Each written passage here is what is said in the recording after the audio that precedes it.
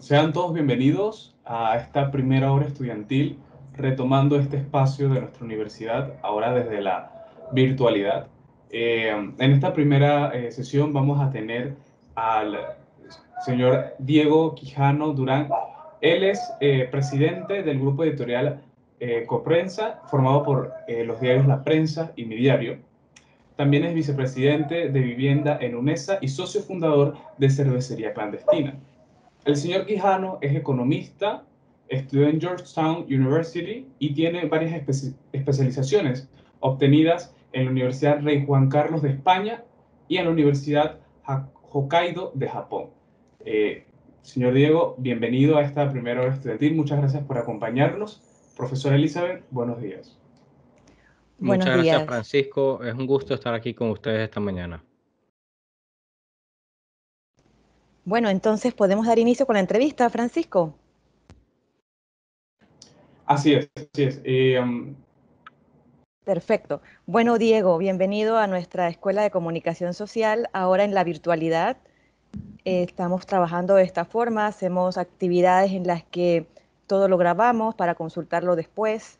También hacemos algún tipo de taller con las clases que vamos teniendo, con los invitados, etcétera. Así que los aportes que nos puedas dar hoy serán valiosísimos para los distintos años.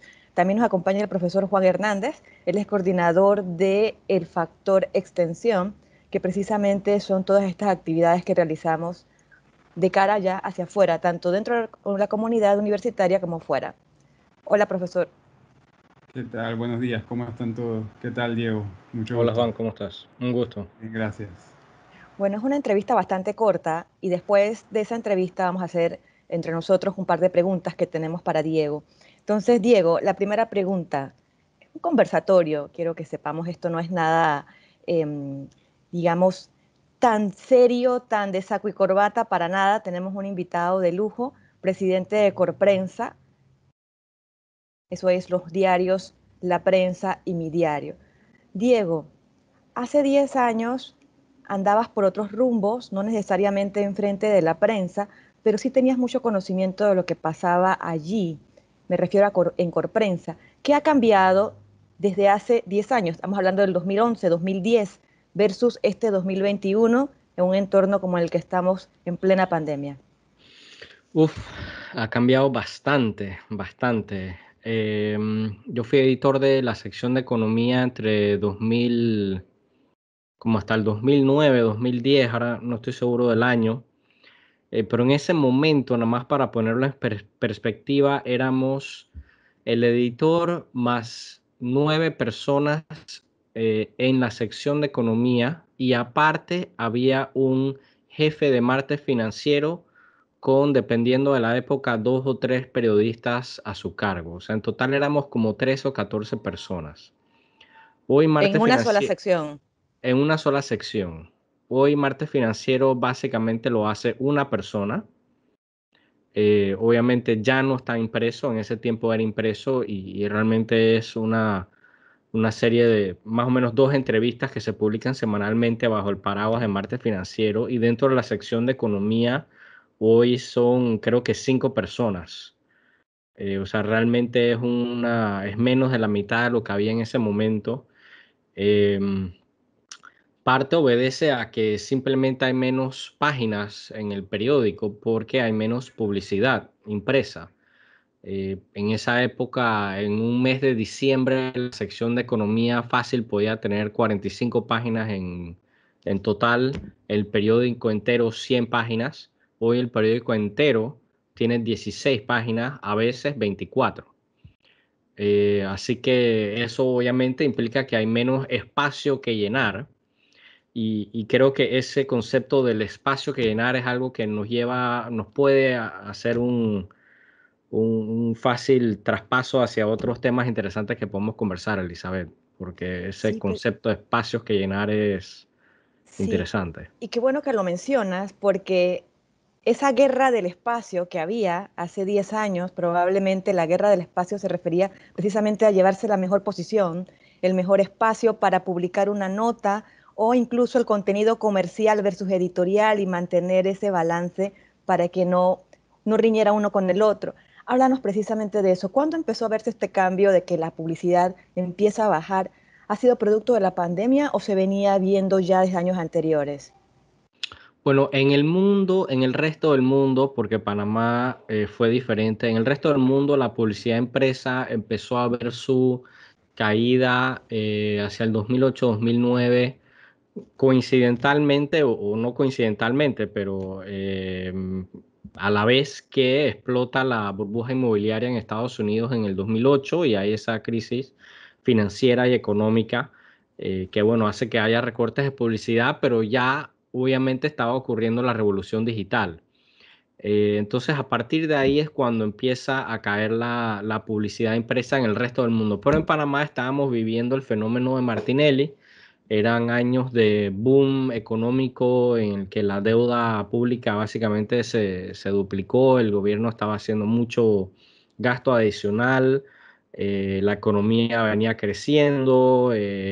Esos dos factores hicieron que durante 4 años en Panamá siguiera creciendo la publicidad digital hasta 2012, que a finales de 2012 es cuando empieza a verse esa, oye, aquí como que están las cosas frenándose y se están bajando, ¿no? Yo estaba, bueno, involucrado a la prensa, pero no formaba parte de la directiva sino hasta 2013. Pero me acuerdo en ese 2013 que se conversaba como en las reuniones de la Sociedad Interamericana de la Prensa de los años anteriores, todos los periódicos regionales de América Latina, los periodiqueros se quejaban o comentaban de que, oye, la publicidad impresa está cayendo y el comentario era de nosotros o de los que iban en representación de la prensa era, no, que aquí en Panamá las cosas van súper bien a nivel de publicidad y que conste, esa publicidad era publicidad al sector privado, porque como saben, la prensa llevaba una posición opositora al gobierno de Martinelli y por sus características antimedios, digamos, o que usaban la publicidad para castigar a los enemigos y premiar a los medios amigos, eh, la prensa recibió prácticamente cero publicidad durante todos esos años. O sea que el pico de ingresos de publicidad de la prensa llegó por el sector privado en esos años de Martinelli, pero no por el gobierno.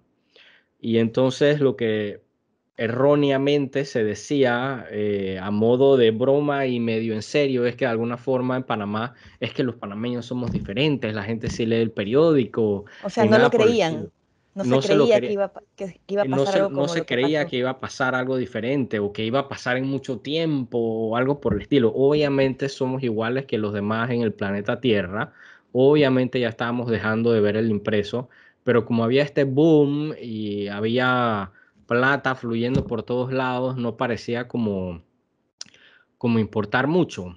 Pero hago un paréntesis ahí en el tema de publicidad, que también las agencias de publicidad y los departamentos de mercadeo todavía estaban siendo liderados por las generaciones anteriores, incluyendo los gerentes, gerentes generales de empresas. Entonces todavía no se entendía muy bien cómo funcionaba la publicidad digital. Y todavía, entonces, en ese desconocimiento no se le prestaba tanta atención como quizás ya se debía estar haciendo. eh, O como y, ocurría en otros países y como ocurría en en otros ese países, momento. ¿no? O sea, que hay un fenómeno del boom, pero también creo que hay un fenómeno de desconocimiento o falta de conocimiento en ese espacio específico. Eh, Precisamente, perdona que te interrumpa, pero justo en el momento que dices, en Panamá, tal vez no era tan popular, pero ya para estos años, me refiero a las redes sociales, no era tan popular, en otros países ya era más popular, pero precisamente en el 2012, 2013 comenzó este interés de la gente por realmente puedo enterarme de las cosas a través de las redes sociales. Twitter, pues, me acuerdo cuando entró, había cierta resistencia por parte de alguna gente, algunas personas dentro de la comunidad. Se veía solo como para periodistas o para políticos. Eso no ha cambiado tanto, pero digamos que se popularizó más, igual con otras redes sociales que empezaron a abrirse campo y empezaron a incluir la publicidad digital. O sea, lo que estás contando pareciera que va muy de la mano. ¿Crees tú que esto que estoy diciendo tiene relación en el caso específico de Corprensa? Sí, 100%, 100%. Paralelo a todo este fenómeno está ocurriendo digitalización de nuestro entretenimiento. No, tal vez Juan y Elizabeth definitivamente se acuerdan de ir a alquilar películas, pero probablemente Francisco no se acuerda de haber ido a alquilar películas o lo recuerda como algo que hizo cuando tenía 4 años, no, una cosa así. Y bueno, yo estaba en la universidad cuando estaba el fenómeno este de Napster y que bajábamos música pirateada, como quien dice, y no se pagaba nada por No ello y existía Spotify. no existía Spotify.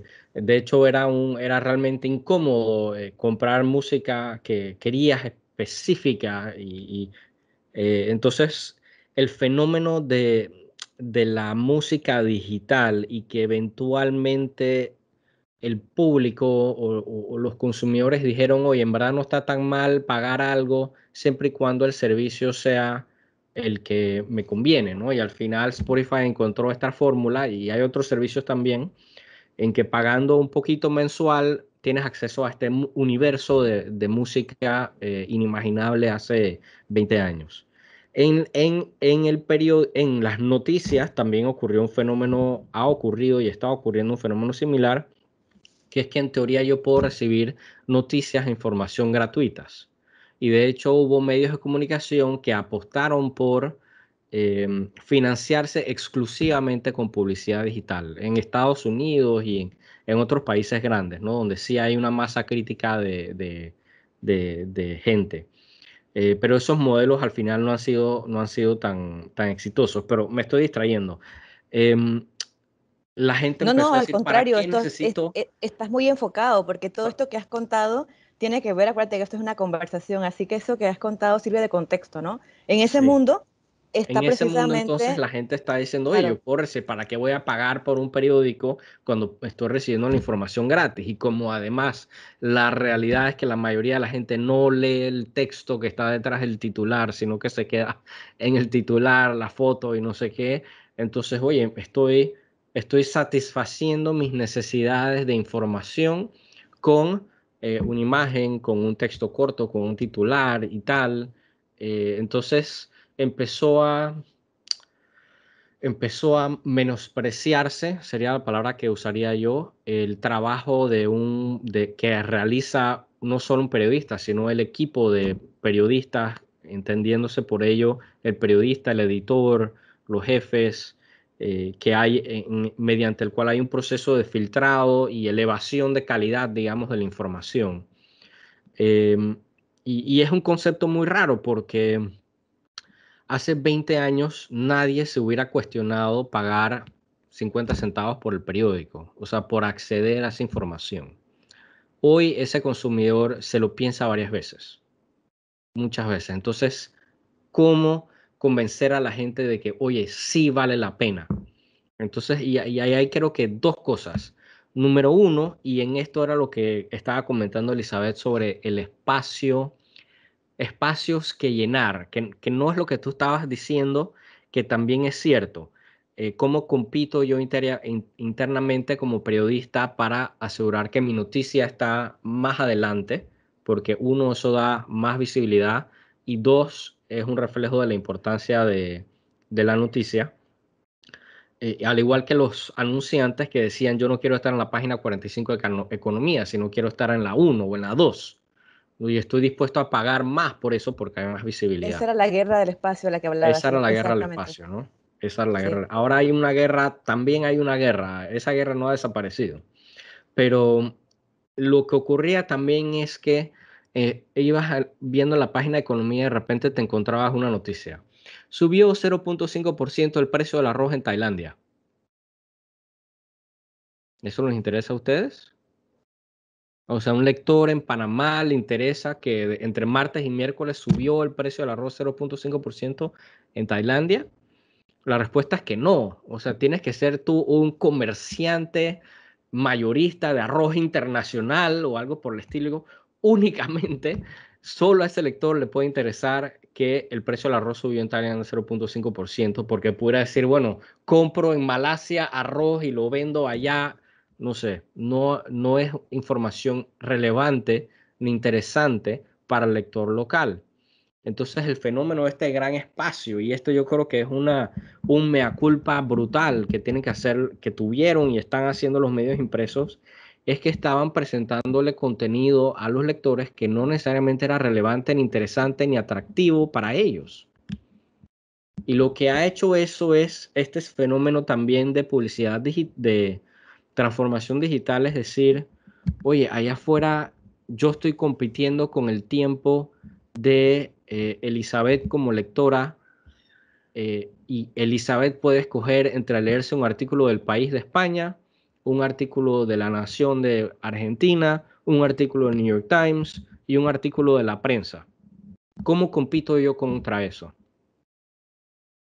Así Entonces es. tengo que ofrecerle contenido más relevante para él. No le puedo poner el precio del arroz subió 0.5% en Se Tailandia, amplió, ¿no? además se amplió la audiencia, ¿no? Se amplió la audiencia del mercado local a un mercado sin fronteras porque una información de Panamá puede recorrer el mundo, dependiendo del impacto que tenga. Entonces, digamos, por lo que estás planteando, que lo local y lo bien hecho ha cobrado más protagonismo. Estoy en lo correcto, estás Ujú, planteándonos eso. ujú. Si es así, y decías al principio también que de una sección, de un equipo de 14 personas por sección, por decir algo, disminuyó a 5, evidentemente también podría pensar que se afectó entonces el tema de la producción noticiosa o informativa. Definitivamente, definitivamente, y entre el tema de la pandemia ahora más todavía, ¿no? Porque sí estamos en una situación de reducción de jornada laboral y demás, ¿no? Em, sí, en economía quizás se siente un poco menos porque el equipo es un poco más robusto, pero digamos en las secciones de política y judiciales, sí se ha visto muy complicada poder cubrir las cosas que cubríamos antes, porque antes tenías un periodista que hacía un turno en la mañana en la Asamblea Legislativa, otro que lo hacía en la tarde, y así estabas asegurándote que lo que sucediera en la Asamblea lo tenías previsto. Tenías un periodista que a la vez podía ir al Consejo Municipal de Panamá o de otro distrito cuando había alguna reunión, para ver qué estaba pasando en el municipio de Panamá. Tenías otros periodistas cubriendo varios juicios. Entonces ahora tienes en la misma sección los mismos periodistas cubriendo estas tres cosas. Entonces ahí pueden haber 3 personas, 4 personas. ¿Cómo haces para cubrir todos esos temas, ¿no? Entonces eh, hay un serio problema de poder cubrir todo lo que está pasando en el país, lo que significa desde el punto de vista del papel que juega un periódico independiente en una democracia, es que reduce las facultades o los recursos que tiene para fiscalizar el ejercicio del poder y el uso de los recursos públicos. Entonces, desde muchos puntos de vista, es un golpe serio no solo a la generación de contenido variado, sino a la democracia, ¿no? Interesante. Yo podría seguir haciéndote preguntas, pero voy a abrir el compás para las preguntas que habíamos comentado al principio, que también podríamos hacerte, Francisco o Juan, o si hay alguien más que quiera hacer, este es el momento. Entonces, para retomar con esto último que has dicho, antes de finalizar nuestra sesión. Sí, Diego, una consulta. Durante toda esta, vamos a decir, esta metamorfosis que ha pasado el periodismo durante los últimos años, ¿qué es necesario o qué pueden aportar estas nuevas generaciones de periodistas o comunicadores sociales que nos estamos preparando, que están saliendo en estos últimos años? O sea, ¿qué traen de nuevo para el periodismo? Excelente, Francisco, y buenísima pregunta, porque además había pensado, Elizabeth, después que habíamos hablado, que había algo que quería comentar, y esto es justo lo que quiero comentar. Hace unos años, hace como 2 años, el New York Times hizo un reporte valiosísimo, que si no lo han visto, Elizabeth, en clase, vale la pena que lo vean, que es algo así como cómo nos va con la transformación digital. Un reporte interno que hicieron Hay personas un vinculadas. libro, hay un libro que se hizo a propósito de eso, excelente, precisamente para que lo podemos compartir, evidentemente, el resumen, porque el libro sí lo podrían comprar, es cómo se reinventó el New York Times. Creo Ok, que te bueno, refieres seguro a eso. está muy Sí, basado en esos, son 2 informes y seguro está muy basado en eso. Y una de las cosas que comentan ahí es Ahorita mismo, hace 2 años o 3 años, el 50% de los miembros de la sala de redacción del New York Times sabía programar. ¿Cuántos periodistas que están hoy en medios saben programar? ¿Cuántos estudiantes de periodismo saben programar hoy día en Panamá? No sé, pero respondiendo a tu pregunta, Francisco, eso sería algo que pudieran aportar brutalmente. Y cuando digo que pueden aportar es porque permite acceder y hacer uso de muchas otras herramientas que hoy se usan en el periodismo digital. Hacer mucho más análisis de data, poder trabajar sobre la plataforma digital que usa el medio o para la cual estés trabajando, y hacer algo especial en cómo se vea y cómo se presente la información, en cómo hacer búsquedas más aceleradas, en hacer pareos de información. Simplemente va a acelerar y catapultar de alguna forma tu posicionamiento como un potencial periodista en una sala de redacción. Em, Vinculado a eso, programar, pues obviamente conocer de las analíticas de Google, conocer de cómo funcionan las redes sociales, cuáles son las diferencias entre la una y la otra, entender que una infografía hecha para papel no está hecha para la computadora y muchísimo menos está hecha para un móvil. Y este concepto parece algo obvio y sencillo, pero les sorprenderá que no lo es. No lo es. Y hay que aprender a hacer las cosas para que todo se pueda ver aquí en el celular, olvidándonos de que existen otras plataformas. Las otras plataformas son secundarias y son las que se deben adaptar al móvil, porque todo lo demás hasta ahora lo que hemos venido haciendo es adaptar el impreso a computadora, la computadora al móvil. No, tiene que ser al revés. Tenemos que pensar que la gente está leyendo y consumiendo información desde aquí y por lo tanto la visualización de ella y cómo se presenta, cómo se prepara, tiene que estar hecha pensando en esto. Porque no vamos a ir para atrás. En todo caso, van a ir otras variantes de esto, de otra forma, pero eso es lo que hay que estar pensando. Entonces, eso, Francisco, creo que son elementos muy importantes porque también hay un fenómeno de la memificación, ¿no? Queremos información en un cuadrado que se presenta en Instagram y ahí está la información, ¿no? Entonces, ¿cómo escoger información relevante para presentar ahí? Pero a la vez, si quieres ser un medio serio, ¿cómo le ofreces, cómo le permites al lector ver las fuentes de la información? Antes no se valoraba en las salas de redacción poner, por ejemplo, un enlace a un informe del BID sobre la situación económica en Panamá. Simplemente se citaba. Pero hoy día el lector escoge o prefiere poder ver la misma fuente de información. Yo no solo quiero ver qué dice Elizabeth Garrido o Diego Quijano sobre el informe del BID. Quiero ver que efectivamente eso es lo que dice el BID. Y entonces quizás cuando compruebo que Diego Quijano efectivamente dijo lo que el BID está diciendo, la próxima vez voy a confiar más en Elizabeth y más en Diego Quijano y no voy a tener que acceder a la fuente. Pero me acuerdo que cuando vea una noticia sobre el informe del BID, puedo entrar en la página del medio y decir, verdad que ellos ponen los enlaces a sus fuentes. Así que yo mismo voy a verla.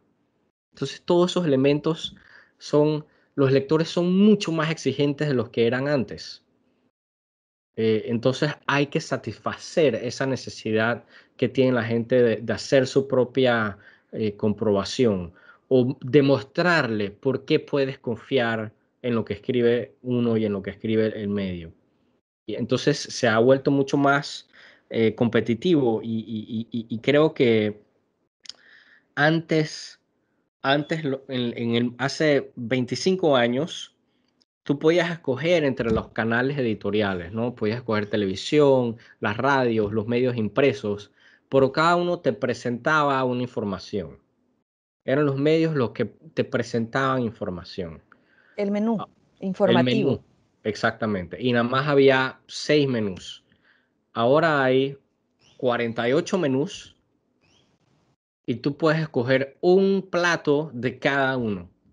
Es como una especie de food court de medios de comunicación. Vas ahí a la terminal de transporte y están todos los restaurantes ahí alrededor y en una sola mesa, una sola familia puede haber cogido algo de un restaurante y otra de otro y otra de otro. Entonces, ¿cómo compites en ese ambiente a nivel de información? Qué interesante lo que le has explicado a Francisco, nos has explicado porque precisamente lo que estás hablando es no quedarse solamente con lo tradicional, sino yo como profesional puedo desarrollarme en otros aspectos que probablemente no estaba viendo antes y cómo los integro. Definitivamente eso complementa mucho también ser más competitivo, ¿no? Como profesional. Hay una Sí, mano levantada, ¿sabes? pero, Vamos perdón, ¿sí? antes de ceder a la pregunta, es que con lo que comentaste me vino una idea. Em, Francisco, otro tema que sugeriría es que es muy valioso tener especialidades. Antes quizás era más valioso ser generalista, poder escribir de muchos temas, pero hoy día es mucho más valioso poder ser especialista en ciertos temas. Si logras dominar ciertos temas económicos, ciertos temas de políticas públicas, educación o salud o ciencias, el tema de política per se, que parece mentira, pero requiere especialización. El tema judicial, que sea en la parte penal o en la parte civil, tiene tanta terminología, entender lo que sale de los juzgados, de los abogados, poder presentar esa información a un lector de manera más sencilla y clara y que pueda entenderlo. Esa especialización es muy, muy valiosa, muy, muy valiosa. Y hoy día el mercado, eh, hay este fenómeno también de suscripción a newsletters, ¿no? A bitácoras de comentarios de alguien.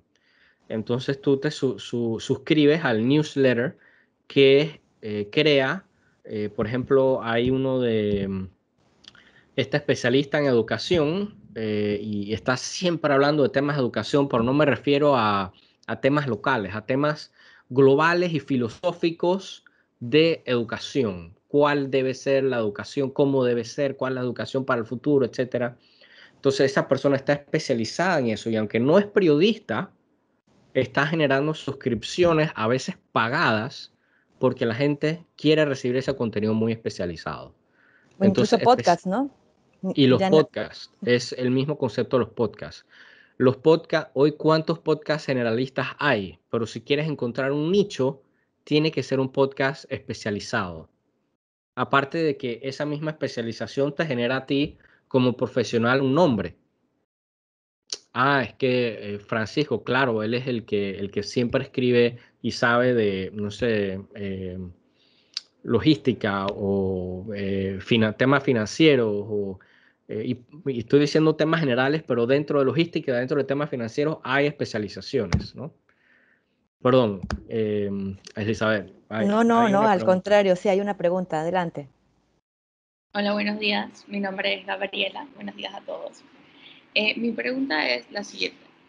Viendo el tema de la digitalización y las redes sociales, ¿qué consecuencias o cómo ha afectado al periodismo que ahora las personas, bueno, tengan un celular pues, y sean los primeros en ser testigos de un hecho y que no sea y que la información salga a través de ese ciudadano que tiene ese derecho de tener redes sociales que antes el periodista que iba y solamente se informaba lo que el periodista podía informar y ahora todo se informa. ¿Y cómo ha afectado el tema del periodismo actual? Definitivo, lo ha afectado muchísimo, ¿no? Porque muchas veces la primicia, sobre todo en temas de eventos, digamos, que ocurren en la calle, la primicia viene de ciudadanos, ¿no?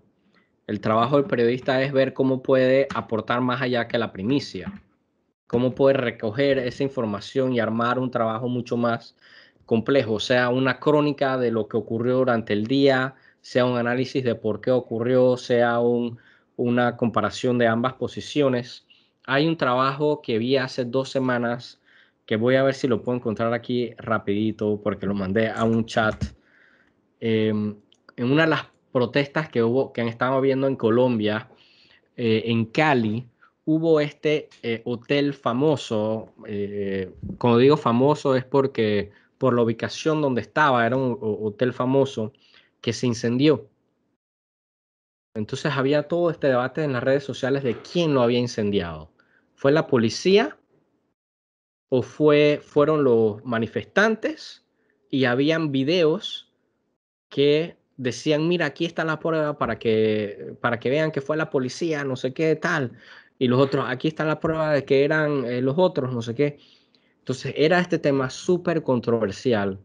Y el periódico, que creo que es La Silla Rota, me parece que era, armaron este trabajo que a mí me pareció espectacular. No se trató de decir, sí fue la policía por esto y esto. Fue, recogimos todos los videos que habían disponibles sobre el evento.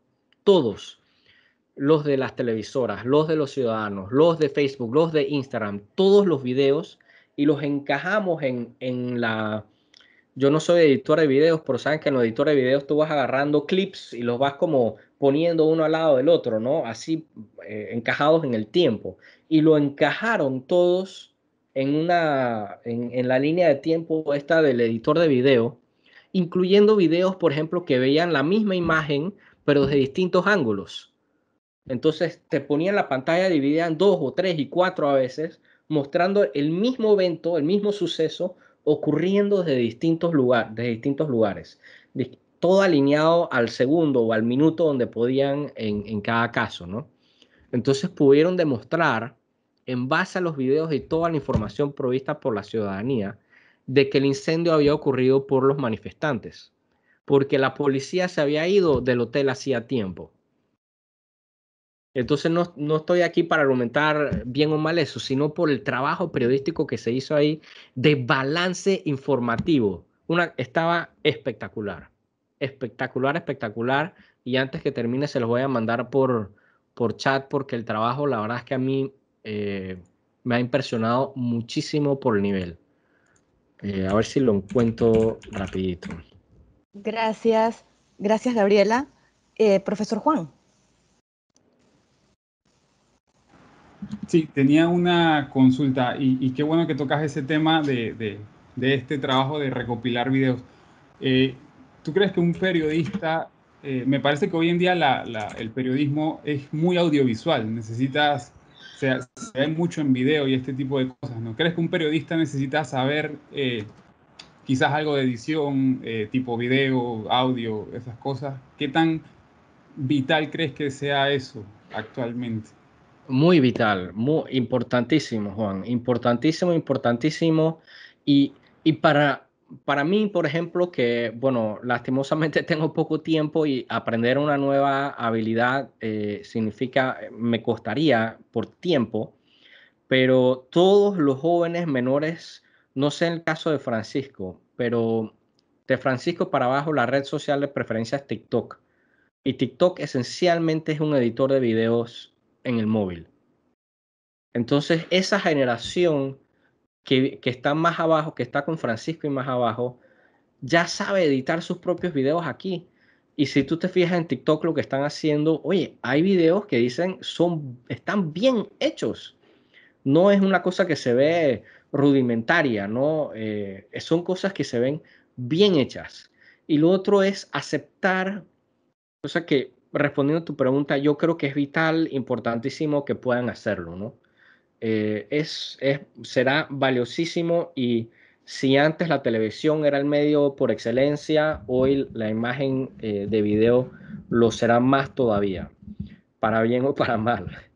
En línea con eso, se me fue la idea, disculpen.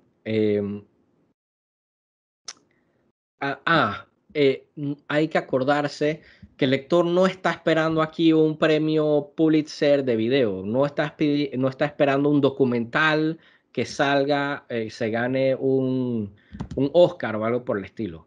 No lo está esperando, no lo está esperando. Al contrario, al contrario. A veces nos preocupamos mucho por esa parte de la forma, de cómo se ve, cuando eso es algunas veces secundario, ¿no? Así que Te refieres al fondo, ¿no? De que la información sí sea correcta. más que bonita. Exactamente, exactamente, exactamente. Y si nos Comparti- preocupamos un poco menos por la forma, podemos dedicarle más tiempo al fondo. Compartí el enlace antes de darle la palabra de nuevo al profe Juan. Ese fue un artículo, bueno, es un video realmente, que publica La Silla Vacía. La Silla Vacía tiene varias, digamos, dependencias, ¿no? Que son parte de, está la silla rota y está la silla vacía, dependiendo del lugar. No sé si es el que dices, pero Sí, no, efectivamente es la hay... silla vacía, perdón, la silla rota creo que es uno en México. No, no, Eh, también tienen la silla rota, pero en otra región de Colombia. ok, ok, ya Sí, sí, sí, entendí, sí. ya entendí. Sí, profesor Juan, y después Génesis, por favor. Sí, rapidito nada más. Yo estoy como en el área de la publicidad, de la parte más audiovisual, y la tendencia es que en televisión las cosas pauten menos, esa es la realidad. ¿Crees que en cuanto a periodismo el impreso vaya a decaer o se extinga en algún punto, por lo menos en Panamá? No sé cómo lo ves. Em, es una pregunta difícil, además en la posición que estoy, más difícil todavía. Yo te diría que yo no creo que va a desaparecer, em, pero sí va a estar severamente reducido. No creo que vaya a desaparecer por completo por dos razones. Uno, bueno, esto es relativo, ¿no? Pero por alguna razón, la forma que se presenta la portada de un periódico impreso impacta muchísimo en la agenda de la opinión pública. En la agenda pública, digamos, y en la opinión pública. Entonces creo que ese formato de diseño, que aquí está la portada, creo que eso va a continuar existiendo. Tal vez solo en digital, pero en un formato digital en que tú ves la portada en tu móvil o en tu computadora y presionas el titular y te lleva una noticia en formato digital, que puede incluir videos y puede contener otro contenido, ¿no? Em, Creo que los periódicos populares todavía les queda mucho más tiempo por seguir impresos. Em, y en general esa ha sido como la norma en el mundo. Lo que sí es que en otros países los que más han sufrido la desaparición han sido los periódicos locales y regionales. En un país como Estados Unidos, que está verdaderamente descentralizado, porque allá, o sea, no se entiende el concepto de descentralización hasta que entiendas cómo funciona, por ejemplo, un modelo americano, ¿no? Donde un county, un condado, realmente tiene muchas herramientas de políticas públicas para hacer de todo. La pérdida de los periódicos locales implica que la fiscalización que hacían esos periódicos de lo que ocurría en su condado sea nula o mucho más inefectiva. Entonces sí creo que es muy triste que está ocurriendo eso y en Estados Unidos han desaparecido más de 1.800 periódicos y de los que no han desaparecido, no han desaparecido en nombre porque realmente han sido fusiones de medios a través de una corporación que es dueña de 300 medios. Entonces es como una pantalla real, ¿no? Es una portada digital con un nombre que dice The Kansas City, no sé qué, y quizás Kansas City, un pueblito en Missouri, imagínate el nombre X, y realmente lo que está es reacomodar la información que produjeron desde el mismo centro. Así que sí han desaparecido todos esos periódicos impresos. Eh, Creo que sería triste si terminan desapareciendo, pero no han desaparecido los libros y no creo que desaparezcan por la misma razón. Serán menos relevantes, serán menos presentes, pero creo que van a seguir estando. En España, lo que ha ocurrido también, por ejemplo, ha sido una consolidación de rotativas. Antes todos los medios tenían sus rotativas, tenían su cadena de distribución. Ahora los medios se imprimen en las mismas rotativas y tienen las mismas cadenas de distribución. Entonces, ese proceso tiene que ocurrir y eso extiende la vida del impreso por un tiempo más. Eh, Me cuesta decir que sí, Juan, me cuesta decir que sí, pero en el largo plazo hacia allá vamos, ¿no? Creo que hacia allá vamos. Mira que en el 2010, el que estaba de presidente o de Chief Publisher en el New York Times dijo, en 10 años no va a haber impreso. Estamos en el 2020 ahora, ¿no? El 2021, han pasado 11 años y sigue habiendo impreso. ¿Qué ha pasado? En el 2010, la suscripción en papel al New York Times, ponte, te costaba $250 al año. Ahora te cuesta $1,200. Entonces, con esa cuadruplicación del precio, también han podido financiar lo que cuesta que te llegue un periódico en papel a tu casa todos los días. La gente como que no valora ese concepto de que te llega físicamente a la puerta de tu casa todos los días un periódico. No hay ningún otro producto en el mundo que se distribuya de esa manera. Entonces en Estados Unidos sí han encontrado una masa crítica de gente que dice, yo quiero el papel impreso, no solo lo quiero impreso porque tal vez no lo voy a leer entero, sino porque reconozco que es un apoyo al medio.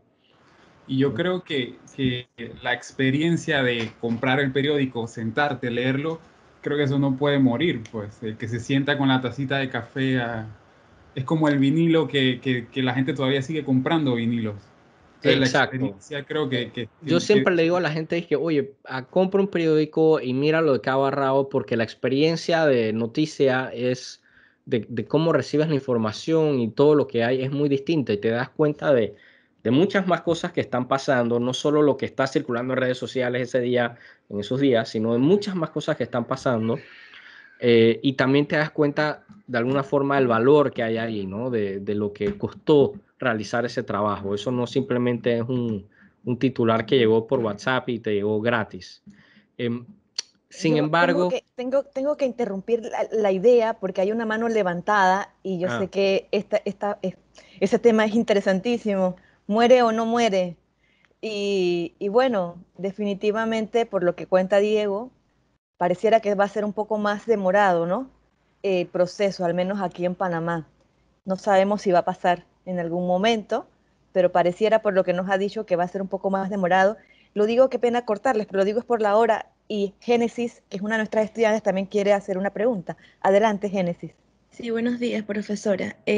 Bueno, Diego, le quería preguntar, como mencionó que tal vez desaparezcan los periódicos impresos, pero más no los periódicos digitales.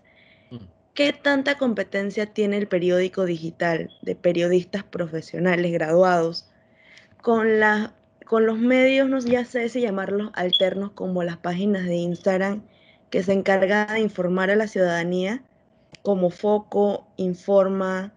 O sea, ellos podrían lograr destituir por completo el periódico. no creo, Génesis, y buena pregunta. No creo por varias razones. Al final, muchas de esas creo que son valiosos y creo que son importantes que existan.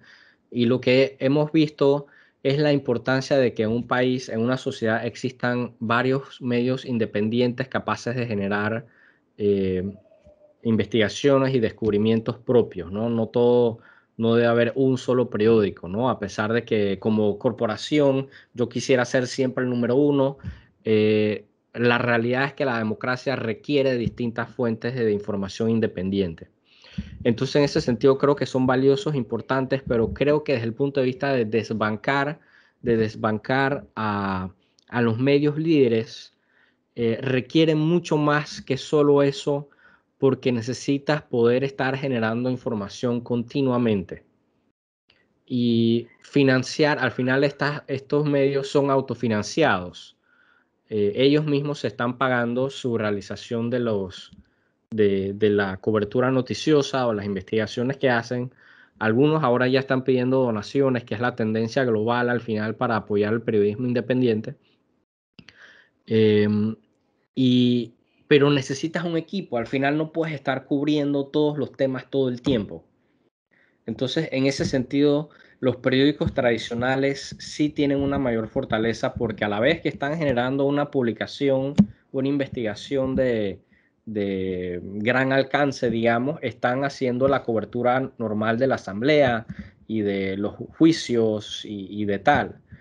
y en ese sentido creo que es difícil desbancarlo. No es que lo vea imposible, pero el New York Times sigue siendo el periódico más visto en Estados Unidos, a pesar de que tienen una competencia a otro nivel, a una competencia extraordinaria de periódicos digitales nuevos, especializados y regionales y globales, ¿no? Es un fenómeno brutal, ¿no? Pero sí lo veo difícil desde el punto de vista de desbancar. No que no presenten competencia, pero es una competencia sana. No sé si eso responde a tu pregunta. Muchísimas gracias, Diego. De verdad que se nos ha ido el tiempo y podríamos demorarnos hablando contigo y de verdad te agradezco mucho porque sé que en la posición que tienes, pues sacar un espacio para compartir con nosotros es valiosísimo, ¿no? Por tu agenda. Quiero cerrar con esta última pregunta y es la siguiente. Hablaste algo, no lo había comentado, pero quería dejarla para el cierre, casualmente. Hablaste algo interesante. A partir del 2014, 2013, comenzó a verse que en las empresas y todo tipo, medios de comunicación, agencias de publicidad, agencias digitales, quienes comenzaron a tomar decisiones fueron los millennials. ¿Y por qué lo digo? Porque a veces se piensa que la generación millennial es la más joven y no, es la centennial, que son nuestros estudiantes realmente de la universidad. Los millennials ya son gente mayor y nos reíamos antes de este encuentro porque le decía a Diego, ¿no? No, ya desbancados. Dinos precisamente, háblanos sobre ese cambio generacional porque les va a pasar eso mismo a ellos. ¿Cómo fue para ti esa experiencia de tener probablemente una mirada distinta a las generaciones pasadas, pero abrirte paso incluso en este mundo empresarial en el que te mueves, ¿no? No solamente mediático, sino el mundo empresarial en el que te mueves? ¿Qué dirías tú que pueden ser esas recomendaciones y esos consejos para ir, bueno, tengo esta idea, pero no quiero chocar de plano, pero sí quiero innovar, o cómo me puedo ir abriendo paso con estos conocimientos, con estas experiencias que tengo, sin menospreciar la experiencia de la gente que estuvo antes de mí? Claro, no, y no es fácil definitivamente, ¿no?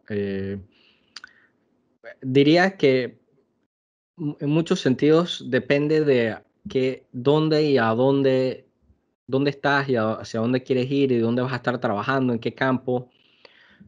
Quizás lo principal es, técnicamente yo soy millennial, ¿no? El último millennial es un año mayor que yo, o el primero, pues, si se quiere ver así. Yo soy como un millennial medio antiguo, ¿no? Medio antiguo porque efectivamente fue la primera generación que en general no se suscribía a periódicos en Panamá, digamos. La generación profesional de millennials en general no se suscribía a periódicos. Entonces, oye, ¿cómo acoges esa realidad para tratar de sostener la relevancia de un medio, ¿no? Impreso? Al final ha sido intentando incentivar o recalcar ciertos valores, ¿no? Lo que queremos es, y parecen obviedades, pero al final queremos información de calidad, información bien presentada. Queremos que sea información relevante y queremos que sea información pensada y trabajada. Entonces, la recomendación es, no importa que seas un centennial, no importa que no leas periódicos y solo veas TikTok, el tema es que te puedas convertir bueno haciendo algo. Y aquí estoy hablando más allá de simplemente la facultad de comunicación, pues. Pero lo importante es que seas bueno haciendo algo. Y creo que muchas veces no valoramos esa dedicación a algún tema o alguna actividad, y incluso ser bueno en TikTok te va a hacer ser bueno en algo, ¿no? Pero los gamers, pues también menospreciamos a los gamers que se dedican horas a estar jugando, pero y no es que estoy recomendando que te pongas horas a jugar juegos, porque tienes que poder permitírtelo primero, pero sin poder ser bueno en algo, porque así puedes hablar con la generación de más arriba con mucho argumento y peso de por qué tu punto de vista es válido. Entonces, oye, ¿por qué sí tengo que irme de un estilo de publicidad a otro? ¿Por qué el estilo de publicidad que se haría en Instagram no es el mismo que se haría en TikTok? Ni en TikTok el mismo que se haría en YouTube, ni en Twitter. Son distintas audiencias que tienen distintos requisitos, exigencias, y solo entiende eso quien entiende las redes sociales y quien se ha puesto a pensar sobre sus diferencias y cómo se comportan los usuarios. Y son diferentes, parece mentira, pero mientras más viejos eres y menos conectado estás con eso, más te cuesta entenderlo. No es que no lo entiendan, porque sí los hay quienes los entienden. Y creo que quienes mejores manejan, por ejemplo, este tema de publicidad digital y los fenómenos que ocurren en las redes sociales, posiblemente sea la Casa de las Baterías y Juan Octavio Díaz, que ojalá lo puedan invitar a participar y con gusto más adelante te pongo en contacto con él, Elizabeth. Pero Gracias, Diego. él es un genio de poder aprovechar lo que está ocurriendo en redes sociales para generar publicidad adecuada para cada medio. Medio digo Instagram o YouTube o un audio de WhatsApp que se circula. ¿Cómo haces una publicidad con un audio de WhatsApp que se circula? Y entonces en ese sentido regresaría. Lo importante es poder ser bueno en algo, entender las cosas, poder explicarlas. Que se lo puedas poder explicar a alguien implica que tú lo entiendes de verdad. Así que esa sería mi recomendación, Elizabeth. Ojalá sea una buena recomendación. Seguro que sí. Muchísimas gracias por tu tiempo, Diego. A ti, Elizabeth. Un gusto estar aquí con ustedes. Saludos. Hasta Muchas la gracias, próxima. Diego. Gracias. Muchísimas Profesora, gracias. Sí, disculpe, profe, era para mencionarle que la llamada, bueno, a mí no me aparece el chat, para ver si nos pueden enviar el enlace con Francisco por el grupo de comunicación. Sí, les vamos a pasar a todos toda la grabación, así que la van a Ah, tener disponible. Sí. y bueno, los esperamos el próximo martes también con esta hora estudiantil de 9 a 9:50. Que pasen un bonito día. Listo, muchas gracias. Hasta luego. Gracias. Hasta luego. Gracias. Feliz día. Gracias. Igual.